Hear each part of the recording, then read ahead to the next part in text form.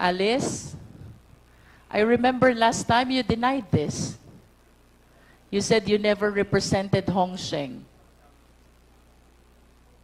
Your Honor, I translate for Hong Sheng, and for Hong Sheng po, I invoke my right against self-incrimination for the cases filed at the court po.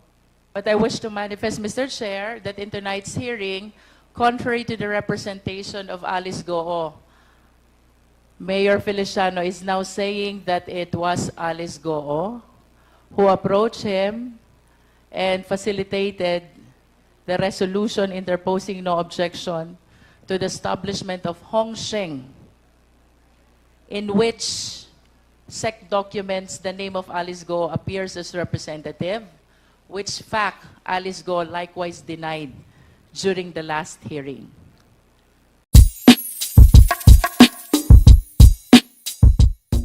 The next to interpolate is Congresswoman Jinky Luistro. Thank you, You're Mr. Chair. recognized. Mr. Chair, I wish to ask Alice Goo. Ms. Alice, sino po ang sinundan yung mayor? Former Mayor John Feliciano. Come again? Former Mayor John Feliciano. Joe Feliciano. John Feliciano. John Feliciano. And how associated are you? Gaano ka ba kalapit dito kay John Feliciano? Magkaibigan po, Your Honor. Nakilala ko po siya, I think, during his second term. Second term? Can you Apo. cite the year? Di po ako masyado sure na sa year. Second term, kung di po ako nagkakamali. Siya ba ay nakatapos ng 3 termino? Yes po, Your Honor. In other words, if you're referring to the second term, you met John Feliciano sometime in 2016 to 2019. In between po, Your Honor. In between 2016 to 2019. Ang sabi mo kanina, kaibigan mo si John Feliciano. Can you please enlighten us? Gaano kayo kalapit na magkaibigan? Your Honor, magkaibigan, nagkakilala kami nung second term po niya na kumuha po ako sa kanya ng business permit para sa piggery. And then, last term po niya, I think pandemic time na rin po. Did you help in the campaign of John Feliciano in 2016? Hindi po. Did you help John Feliciano in 2019? Hindi din po, Your Honor. In other words, since you met John Feliciano, wala kang naitulong sa kanya pagdating sa kanyang kampanya. Is that correct? Financially, wala po. What do you mean by financially? If not financially, then what else or how else will you help him politically? Of course, Your Honor, yung mga ibang botante po namin sa farm, kinakampanya po namin, yung mga ganun lang po. And how many voters do you have in your farm? I have, during that time, ngayon po kasi wala na, totally wala na. During by that time po, siguro po more than 50 or more than 70 po. Alam mo, Alice, mahirap tumakbong mayor. As a matter of fact, it is very difficult to win kung wala kang leaders, supporters, na tutulong sa'yo. Since you've known John Feliciano since 2016, kung hindi ikaw ang tumulong sa kanyang politika, then who did? Sino ang tumulong kay John Feliciano? Your Honor, I think the former mayor is here po. Better siya po yung sumagot kasi hindi rin po ako yung tumulong po sa kanya. May we ask John Feliciano, the former mayor?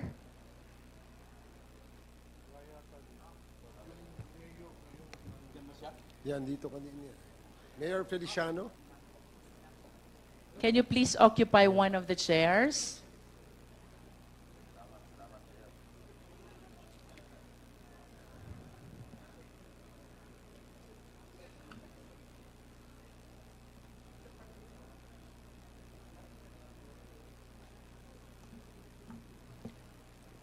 Yes, Madam Chair. Magandang gabi Mr. po. Feliciano, since based on the manifestation of Alice Goo, wala naman siyang naitulong siya sa'yo, 2016 and 2019 na eleksyon. Sino ang mga taga-Banban na malaki ang naitulong sa'yo during those times of election?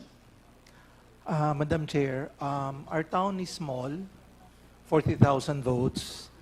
During my term, bale, I introduced a lot of improvements in my town. Mr. Chair, can we direct the resource speaker to please be responsive to the question? Ang tanong po, Mr. Feliciano, sino po ang tumulong sa inyong manalo 2016 and 2019 election? Before you answer, Mayor, can we ask the committee secretary to administer the oath of, have you taken your oath? Yes, sir. Okay, sige, please. I'm sorry, please continue, Congresswoman Luistro. Mr. Feliciano, did you get the question? Yes, ma'am.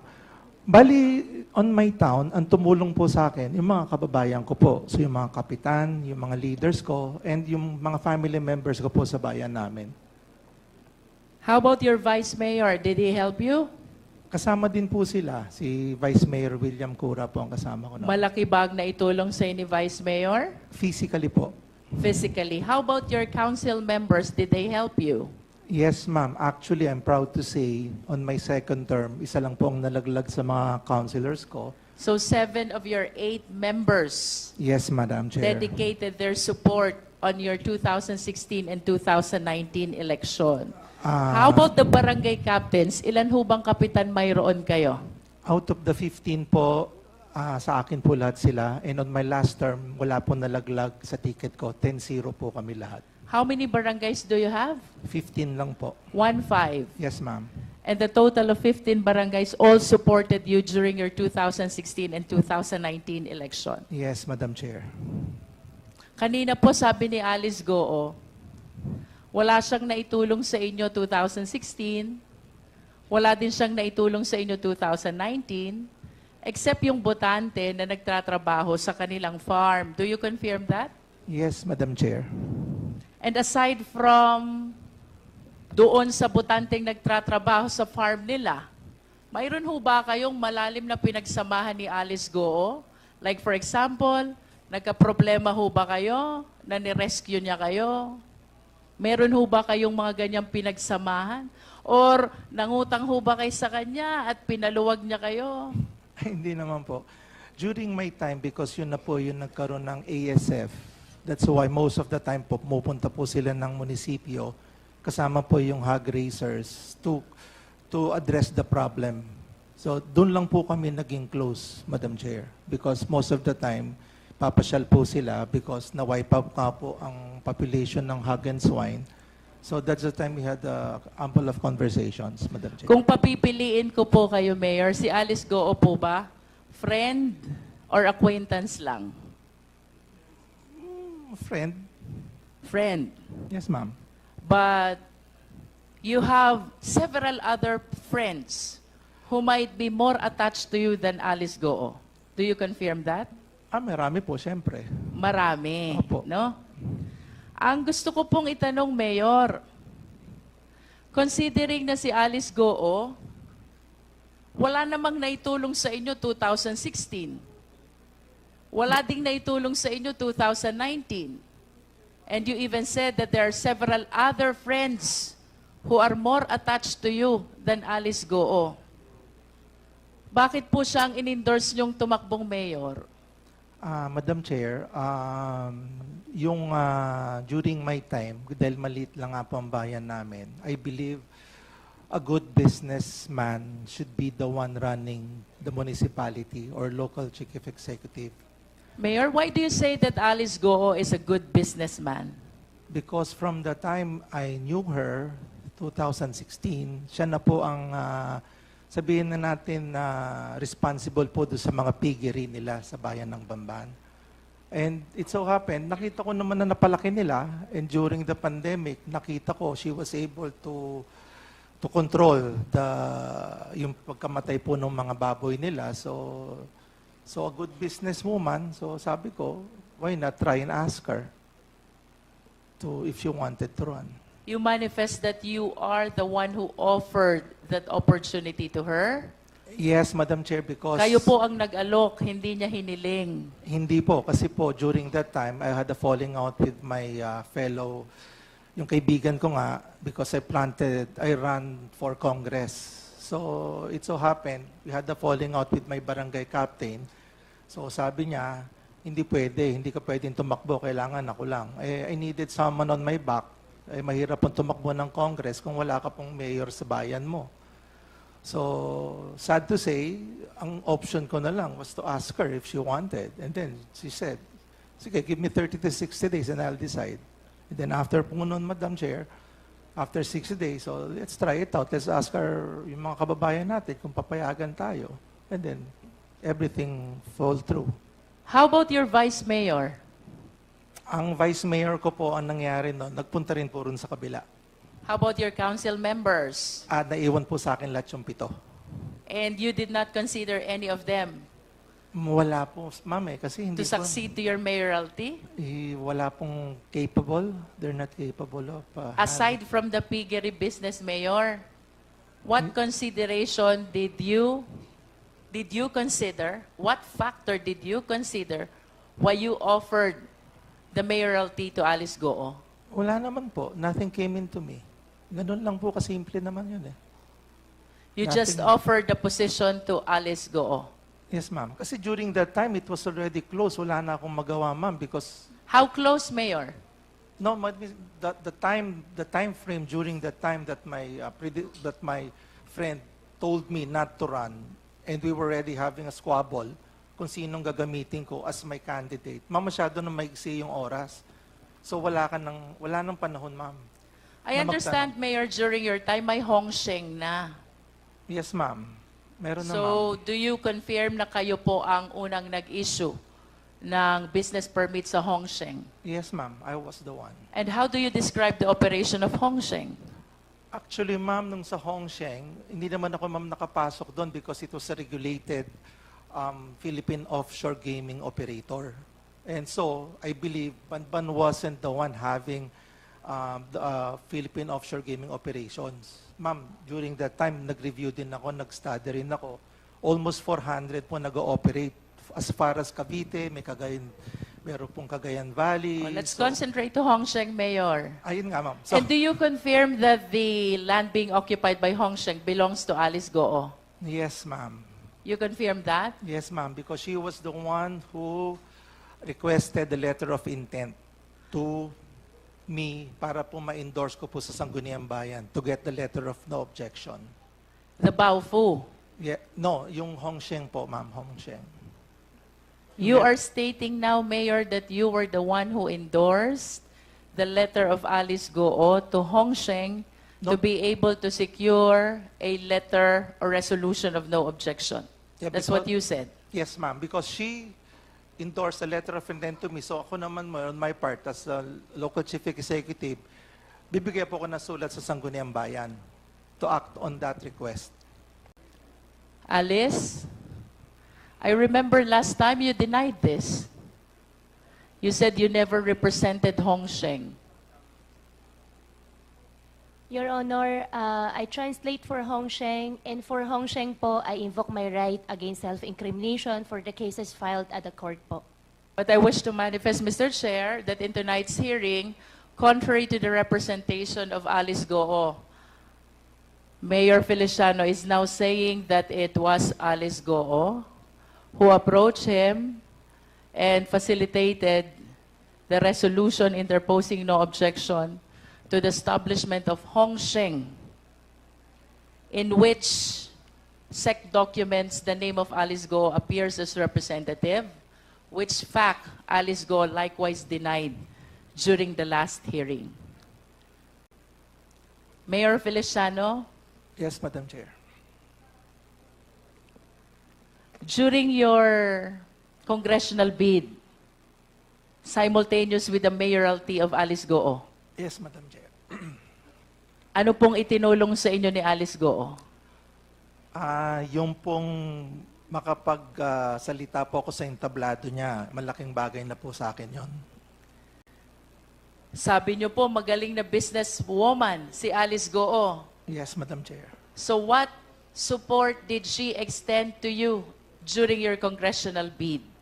Sa bayan lang po ng Bamban, yung maisama ka na dun sa grupo niya na hindi ka na maglalagay ng entablado, tapos yung pagbayad po sa mga watchers, so hindi na po niya ako hinasel. So that is fine and tama na po para sa akin yon. So there are no campaign funds that were extended to you? Wala po, kaya po natalo ko, yun lang pong sa akin. How many towns do you have in your district? Madam Chair, we have 4. 4 towns. Yes, Madam Chair. And ang naitulong lang ni Alice Goo is the audience Yes, Madam Chair. during the campaign period. Tama ba? Yes, Madam Chair. Is that the only thing that you're expecting from the businesswoman whom you describe as a very good businesswoman? On my part po kasi, Madam Chair, what I learned was when you try to run for office, kung may magbibigay ng tulong, salamat. Kung wala, salamat din para at least wala pong magsisisihan sa bandang uli. I'd like to go back to Hong Sheng, Mayor. Yes, Madam Chair. Mayor, do you understand that this Hong Sheng was later on found out to be a POGO operation? Madam Chair, yung pong letter of no objection was part of a PAGCOR license given by our gaming industry. So alam ko po na ganun talaga siya. And I believe Philippine offshore gaming operators are legally in a sense. Can you describe to us how many buildings are erected in Hong Sheng? I'm not really sure kung ilan po yung Approximate. 5 or 6. And do you recall kung magkano ang real property tax na ibinabayad sa inyo during that time? Ngayon po, more than 15 million po. During your time, Mayor? Yes, that was ngayon pong pagbabako po. More than 15 Yes, million? ma'am. Yes, ma'am. And where were you nung na-convert ito as Yunzuan Corporation? Wala na po Was ako it nun. during your term? No, hindi na po. Because later part na po kasi yun noong 2022 eh. And then, baba na po ako nun. How about the Baofu land, Mayor? When Alice Go acquired this land, what is the classification of this land? This land was agricultural and then she requested for a reclassification way back 2019. So it was during your time when the land was reclassified. Yes, Madam It Chair. was reclassified from agricultural to industrial. Do you confirm that? Residential and commercial, Madam Chair. From residential to? No, Commercial. agricultural, residential / commercial. From agricultural to residential commercial. And Yes, per ma'am. your recollection, do you believe that the requirements for reclassification were duly complied with? Yes, Madam Chair, I believe so. Yes. And with respect to Hong Sheng, Mayor, the entire process of this resolution or letter interposing no objection, it was Alice Goo who was representing Hong Sheng. Do you confirm that? Yes, Madam Chair, because her name was written also on the Sangguniang Resolution. And aside from the name being written in the Sangguniang Bayan Resolution, it was Alice Goo, or likewise, who is lobbying with the Sangguniang Bayan, and even in your office. Do you confirm that? Actually po, hindi naman naglabi. She just submitted the letter of intent. How To my many office. times did she visit your office to represent Hong Sheng?